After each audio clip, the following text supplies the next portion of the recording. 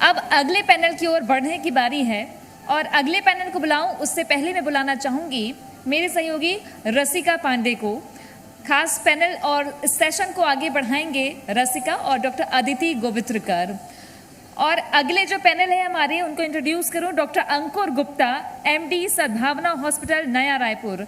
तालियों से स्वागत करिए डॉक्टर अंकुर गुप्ता, एमडी सद्भावना हॉस्पिटल नया रायपुर।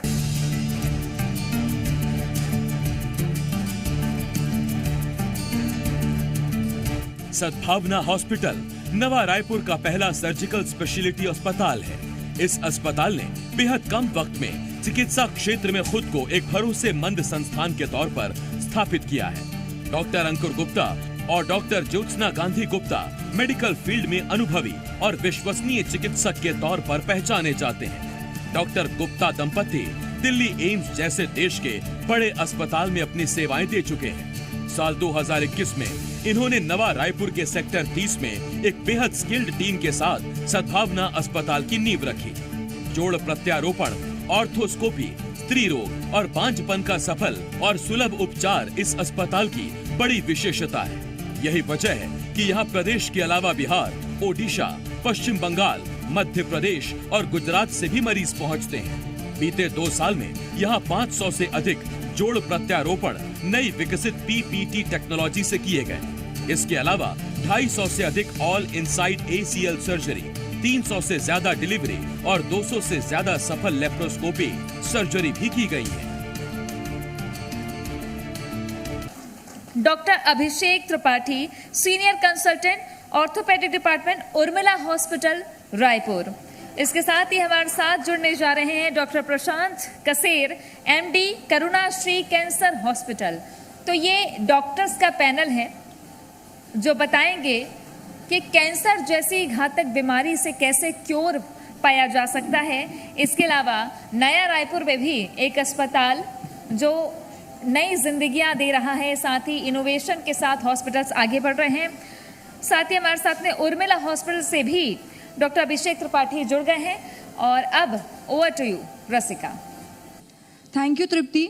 तो मेरा पहला सवाल डॉक्टर अंकुर गुप्ता आपसे रहेगा। आप कई हॉस्पिटल में काम कर चुके हैं एज अ डॉक्टर, आज आपका खुद का हॉस्पिटल है। आपको लोग इस नाम से भी जानते हैं कि अगर कोई भी प्रॉब्लम हो हड्डी की, डॉक्टर अंकुर के पास चले जाओ, वो कुछ ना कुछ ऐसा सॉल्यूशन दे देंगे जिससे प्रॉब्लम ठीक ही हो जाएगी। तो ये जो सफ़र रहा सर, मैं जानना चाहूँगी कि कैसा रहा। सबसे पहले तो मैंने अपनी ज़िंदगी केवल आज में जी है। मैंने कभी प्लान नहीं किया था मेरा अपना हॉस्पिटल होगा। I am from A defence background. आज से 10 साल पहले मुझे नहीं पता था कि मैं रायपुर में हूँगा। लाइफ जैसे फ्लो करती गई, it happened that I came to Raipur in 2013. Then we were working with me and my wife, both were working in NH Hospital, Narayana Indralaya group, for last 8 years. नया रायपुर में एक लैंड मिला जो सस्ता था, हमने खरीद लिया, आज वहाँ हमारा हॉस्पिटल है। और जब ये हॉस्पिटल बना रहे थे तो कई लोग का एडवाइस ये था कि don't do this because that place is around 30 kilometres from the city and population नहीं है वहाँ पे, तो it will be a professional suicide. But last 2 years the way things have worked, I think we took a right decision. तो आपने मतलब city बढ़ा दी वहाँ तक? Not yet, but right now we are catering. People come to me for joint replacement, not just from Chhattisgarh, but people from up to Punjab. They take a flight, they come here, they get operated, and they go back. So. Excellent. Doctor Tripathi, आपसे मैं प्रश्न पूछना चाहूँगी। आप senior consultant है orthopaedic department Urmila hospital के। Urmila hospital एक नया हॉस्पिटल है, तो क्या चुनौतियाँ आप फेस करते हैं? पहले तो मैं ये बोलना चाहूँगा कि नया हॉस्पिटल तो नहीं है, हमने 2010 से स्टार्ट किया था। तो हमारा लोकेशन डिफरेंट थी, पहले रायपुर में हम कहीं और थे, अभी हमने शिफ्ट किया है। जब हमने स्टार्ट किया था तो ये 25 से 30 बेड का हॉस्पिटल था। फिर हम धीरे धीरे हॉस्पिटल बढ़ाते गए, 50 बेड का किया हमने, 75 बेड का किया, और एट प्रेजेंट हम 150 बेडेड हॉस्पिटल रन कर रहे हैं। तो जो चेंजेस आते हैं, जो हमने पहले जो 30 बेड हॉस्पिटल था, फिर अभी 150 बेड हुआ, तो जो सबसे बड़ा चेंजेस हैं और चैलेंजेस हैं वो ये हैं पेशेंट सेटिस्फैक्शन। अगर आप पेशेंट सेटिस्फाइड कर रहे हैं तो आप कुछ भी कर लेंगे। अगर आप पेशेंट, क्योंकि आजकल जो पेशेंट हैं वो एजुकेट करके आते हैं खुद को, हमारे पास आते हैं, उनको 50% चीज़ें तो पता रहती हैं पहले से ही। उसके बाद हम हमारे पास आते हैं तो हमारी जिम्मेदारी है हम उनको और एजुकेट करें और ट्रीट करें, और अगर हम ये अच्छे से कर पाते हैं तो हम ग्रो करते हैं।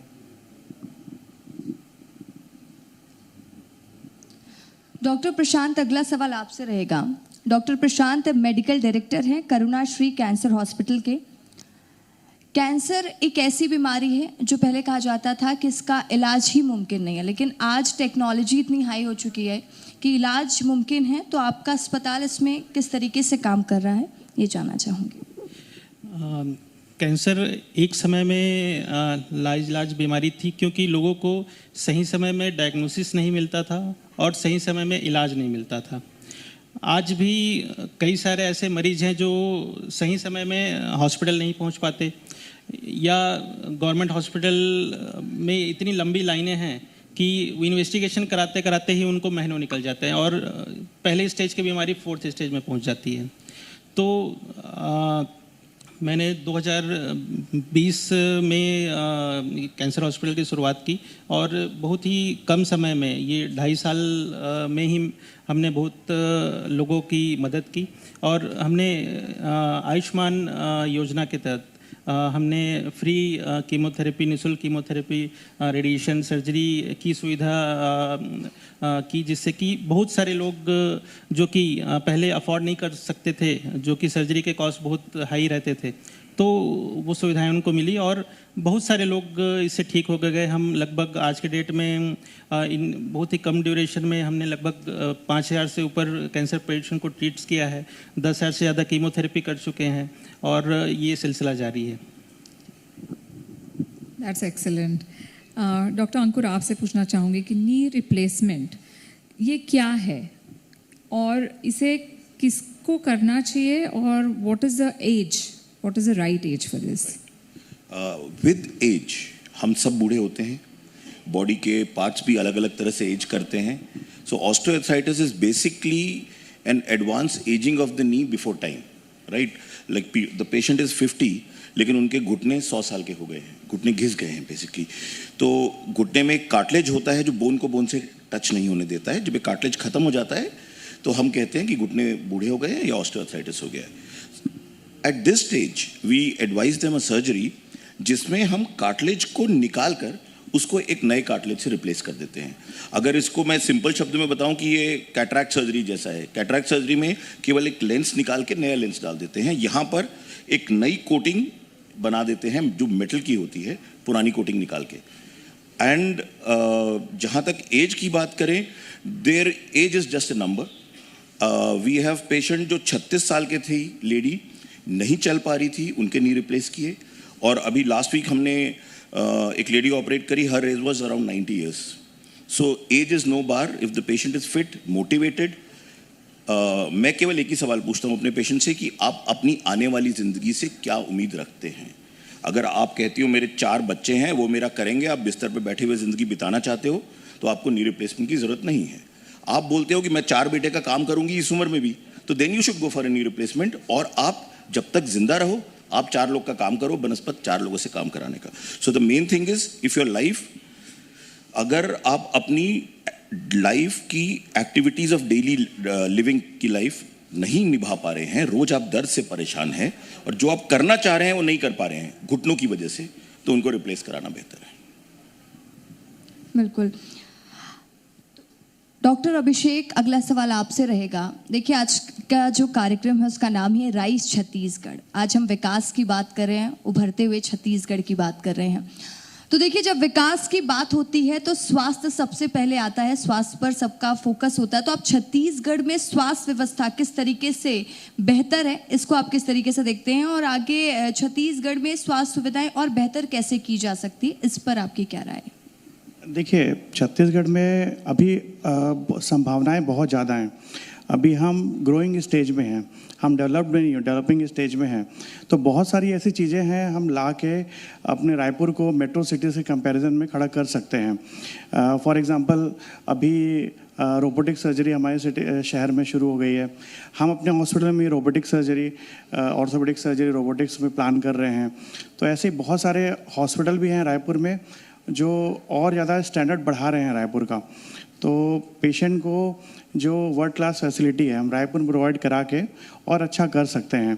तो रायपुर में संभावनाएं तो बहुत हैं और हमको इसके लिए आगे चल के काम करना है और काम करके इस स्टेज पे लाना है कि अगर कोई पेशेंट है उसको कठिन से कठिन जटिल से जटिल सर्जरी है वो कराने के लिए कभी मुंबई दिल्ली ना जाना पड़े, रायपुर में सारी चीज़ें हो जाएँ।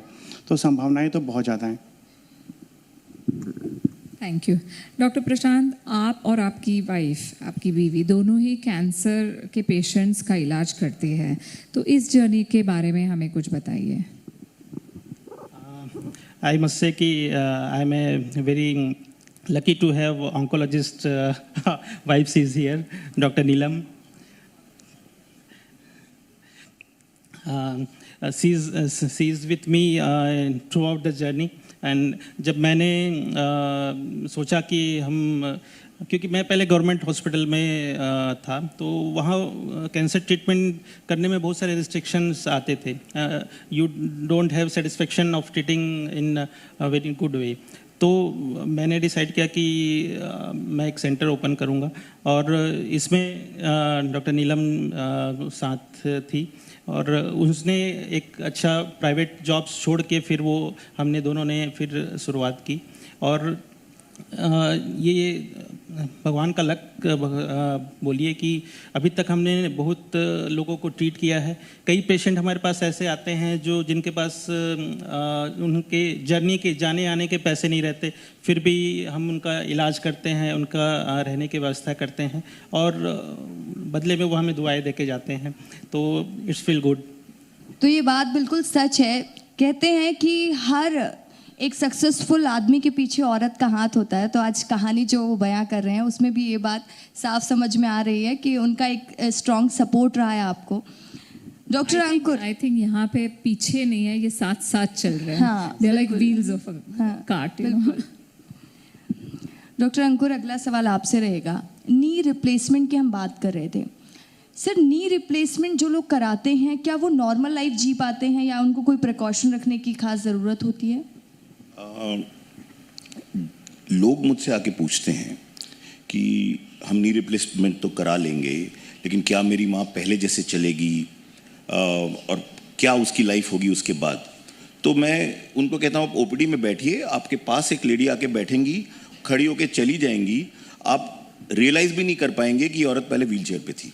सो जहाँ तक मेरा मानना है और जहाँ तक हमारा एक्सपीरियंस रहा है, नी रिप्लेसमेंट के बाद लाइफ पहले से बेहतर और नॉर्मल हो जाती है।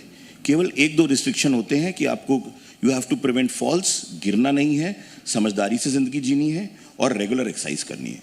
नी रिप्लेसमेंट होता ही 99% पेशेंट जो इस लेवल पे आते हैं वो इसलिए आते हैं कि उनकी मसल्स वीक होती हैं, भागे दौड़े नहीं। इंडिया में अगर हम 10 नी रिप्लेसमेंट करते हैं तो 8 लेडीज़ होती हैं, 2 आदमी होते हैं। क्यों? क्योंकि वो लड़कियां बचपन में भागी नहीं है, खेली नहीं है। आजकल के तो ना लड़के भाग रहे हैं ना लड़कियां भाग रही हैं बचपन में। So it's the first 15 years में आपने कितना ज़िंदगी में भागे हो, दौड़े हो, खेले हो, विल डिसाइड कि आगे जाके आपको नी रिप्लेसमेंट की ज़रूरत पड़ेगी कि नहीं। तो उसी तरह ऑपरेशन के बाद भी रेगुलर एक्सरसाइज ज़िंदगी भर करनी पड़ेगी, तभी आप ये ऑपरेशन कराएं अगर आप तैयार हैं ज़िंदगी भर एक्टिव लाइफ जीने के लिए। और इसकी लाइफ कितनी होती है once you do knee replacement? क्योंकि ऐसे कहा जाता है कि जब आप नी रिप्लेसमेंट करते हो तो जितना हो सके उतना बाद में करिए। शुरू में आज से इन 2002 जब हम नी रिप्लेसमेंट करते थे तो हम ये मान के चलते थे कि इसकी लाइफ 10-12 साल होगी। अगर एक ऑर्थोपेडिक पोस्ट ग्रेजुएट एग्जाम में एक खराब घुटने में ऑप्शन भी दे दे कि नी रिप्लेसमेंट करा जाएगा तो उसको फेल कर दिया जाता था कि तुम्हें पता ही नहीं इसकी कितनी लाइफ है। क्यों? क्योंकि एक बहुत रिलेटिवली नई साइंस है। राइट नाउ जो लिटरेचर आया है 25 ईयर्स का, इतना डेटा जिसको कंपाइल कर सके केवल 25 ईयर्स का है। तो एट 25 ईयर्स 95% ऑफ वॉकिंग।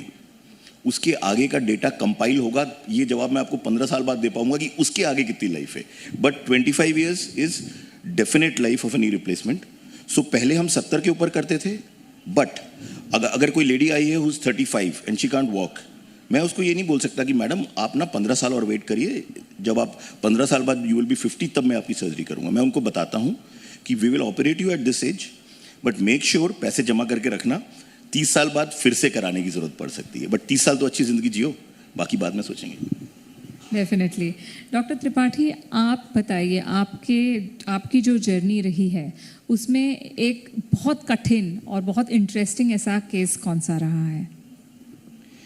जी, जब मैं फोर्टिस हॉस्पिटल में था पहले, तो एक लेडी मेरे पास आई थी। उसने 10 साल से बेड पे थी। वो कभी उसने चलने की कोशिश भी नहीं की। उसके दोनों नीज ख़राब हो गए थे, और एक्चुअली में वो उड़िया पेशेंट थी, तो वो हिंदी भी नहीं जानती थी, तो मेरा कम्युनिकेशन लिमिटेड रहता था। लेकिन मैंने उसको ऑपरेट किया। काफ़ी कॉम्प्लेक्स सर्जरी थी, और ऑपरेट करने के बाद पेशेंट सेकेंड डे से चलना, वॉकिंग स्टार्ट कर दी। तो उसके बाद वो पेशेंट मेरे पास आई चलते हुए, और उसकी आंखों में आंसू आ गए, मेरे को आशीर्वाद देने लगी। तो वो मेरे लिए लाइफ का सबसे बड़ा मतलब पल था कि एक पेशेंट है जो 10 साल से चल नहीं पा रही है, और मैं उसको चला रहा हूँ।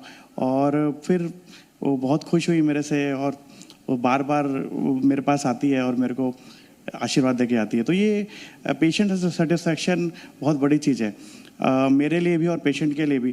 पेशेंट खुश है, नी रिप्लेसमेंट करा के, हिप रिप्लेसमेंट करा के, वो बहुत ज़रूरी है। और इसके अलावा कि नी रिप्लेसमेंट मैंने किया या हिप किया, तो उसके बाद पेशेंट कितने दिन बाद चल रहा है, अगर मैं उसको जल्दी चला दे रहा हूँ तो पेशेंट भी खुश रहता है, बोलता है ठीक है, आपने ऑपरेशन बहुत अच्छा किया है। तो ये पेशेंट के लिए भी अच्छा है, मेरे लिए भी अच्छा है। तो ऐसे केसेस आते रहते हैं। डॉक्टर प्रशांत, कुछ देर पहले ही हम इस बात का जिक्र कर रहे थे कि आप और आपकी वाइफ साथ मिलकर काम कर रहे हैं और साथ मिलकर आगे बढ़ रहे हैं। बट मैं जानना चाहूँगी कि आपकी जर्नी का जो शुरुआती दौर रहा, तो कौन कौन सी ऐसी चुनौती थी जो सामने आई? इसको मैं चुनौती तो नहीं बोलूँगा, ये एक लर्निंग फेज था, और जिससे कि हम धीरे धीरे सीखते हुए अभी के मुकाम तक पहुँचे। और अभी भी हम सीख रहे हैं। अभी भी हम, जब भी मैं और मेरी वाइफ बैठते हैं तो ये सोचते हैं कि कैसे हम इम्प्रूव करें, कैसे किसी पेशेंट को और अच्छे से, not for the treatment purse, और कुछ उसको पर्सनल लेवल पे भी कैसे हेल्प करें। ये मेरे से ज़्यादा मेरी वाइफ का पर्सपेक्टिव रहता है कि हम कैसे उनको हेल्प कर सकें। कई बार कुछ चीज़ें ऐसे होती है जो कि आपको और फोर्स करती है कि और अच्छे से मेहनत करें। जैसे कि कुछ पेशेंट रहते हैं जिनके सर्वाइवल के चांस बहुत कम रहते हैं, जैसे ब्रेन ट्यूमर। एक हमारा पेशेंट था, जैसे ब्रेन ट्यूमर में बोला जाता है कि 6 महीने से ज़्यादा सर्वाइवल नहीं रहता है। वो आज उसको 4 साल 5 साल हो गए हैं, और वो अब वर्किंग भी है, काम भी कर रहा है। और कभी भी जब रायपुर आता है तो वो बाकायदा हमसे मिलने आता है और बोलता है कि सर मैं बहुत अच्छा हूँ। कुछ बच्चे हैं जो कि लिम्फोमा के पेशेंट रहते हैं, और सिर्फ कुछ मंथ के ट्रीटमेंट के ड्यूरेशन में वो बहुत अच्छे हो जाते हैं। अभी आज ही मैंने एक पेशेंट देखा जो कि 1 साल हो गए उसको लिम्फोमा से ठीक हुए, और वो आज फॉलोअप में आया था। और वो इतनी दुआएं देते हैं, वो इतने खुश होते हैं, उनके चेहरे में इतनी खुशी रहती है कि उसको बयां करना मुश्किल है। और ये फोर्स है जो कि हमको गाइड करता है कि हम और मोटिवेटेड रहें, और जितने भी कैंसर पेशेंट हैं उनके लिए हम अच्छे से अच्छा करने की कोशिश करें एट एनी कॉस्ट। मैं एक आपसे ये सवाल पूछना चाहूँगी कि जैसे मेरा ऑब्जर्वेशन है, I don't have any research backing it, लेकिन cancer is on a rise. बहुत ज़्यादा केसेस हम आजकल देख रहे हैं, तो इसका क्या कारण है? इज़ इट रियल फर्स्टली, और इसका क्या कारण हो सकता है? इसके मुझे 2 कारण लगते हैं। पहला कि आजकल क्योंकि इतनी फैसिलिटी बढ़ गई है कि डिटेक्शन जल्दी हो रहा है। पहले किसी को अल्सर होता था, वो महीनों सालों तक डॉक्टर को नहीं दिखाते थे, ठीक है। अब लोग अवेयर हो गए हैं, लोग दिखाने जाते हैं, तो डिटेक्शन जल्दी हो जाती है। तो अगर डिटेक्शन जल्दी है तो उसका ट्रीटमेंट भी जल्दी हो जाएगा और क्योर भी जल्दी हो जाएगा। तो एक कारण ये है। दूसरा कारण है कि आज के टाइम की लाइफ स्टाइल, लोगों की life style healthy life style नहीं रह गई है, एनवायरनमेंट पॉल्यूशन इतना ज़्यादा है, तो ये सब चीज़ें हैं जो कि कैंसर के होने को बढ़ावा देती हैं। तो कई सारी चीज़ें हैं, अगर आप हेल्दी लाइफ स्टाइल जिए और अपने डाइट को कंट्रोल करें तो फिर कई सारे कैंसर हैं जो कि उसको रोका जा सकता है। कुछ वैक्सीनेशन है जिससे कि HPV वैक्सीन से सर्वाइकल कैंसर को रोका जा सकता है। Most of the time 90% cases में ये देखा गया है कि सिर्फ एक वैक्सीन के डोज से, अगर बच्चों को एक वैक्सीन के डोज 2 से 3 डोज दे दिया जाए तो सर्वाइकल कैंसर उनके एडल्टहुड में या उनके ओल्ड एज में रोका जा सकता है। 90% केसेस को देखा गया है। तो अवेयर होने की ज़रूरत है, लोगों को कैंसर के लिए जागरूकता की ज़रूरत है, और एक निगेटिविटी चाहिए है लोगों में कि कैंसर लाइलाज है। ऐसा नहीं है, अगर आप सही समय पे भी डायग्नोस हो जाते हैं तो कैंसर में अच्छा सर्वाइवल है। इवन आजकल तो 4th स्टेज में भी लोग अच्छा सर्वाइव कर रहे हैं। Thank you so much doctors for coming here. आप हमारे साथ आए, इतने सारा हमें नॉलेज दिया, उसके लिए शुक्रिया। Thank you.